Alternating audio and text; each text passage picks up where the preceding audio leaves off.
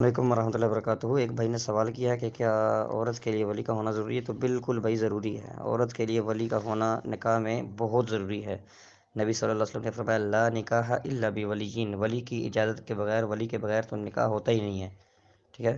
اور ایک روایت میں نبی صلی اللہ علیہ وسلم نے فرمایا ایما امرأۃ نکحت بغیر اذن ولیہا فنکاحها باطل باطل باطل، فرمایا کہ جس شخص، جو عورت اپنے ولی کے اذن کے بغیر نکاح کر لیتی ہے، اس کا نکاح باطل ہے باطل ہے باطل ہے، ٹھیک ہے۔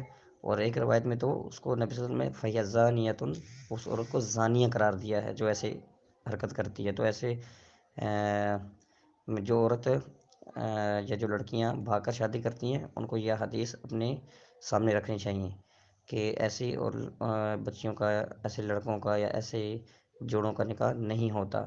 وہ جتنے عرصہ ایک دوسرے کے ساتھ رہیں گے، وہ نکاح کی حالت میں ساتھ نہیں ہیں، وہ ایک دوسرے کے ساتھ سمجھ کے بدکاری کرتے ہوئے ایک دوسرے کے ساتھ ہیں، تو لہٰذا اس حرکت سے باز رہنا چاہیے۔ ایسا نکاح نہیں ہوتا جس نکاح میں عورت کا ولی نہ ہو۔ اور ولی سے مراد عورت کا اپنا باپ ہے، باپ نہیں ہے تو پھر اس کے اپنے بھائی ہیں، وہ نہیں ہے تو پھر چاچو ماموں ہیں، ٹھیک ہے۔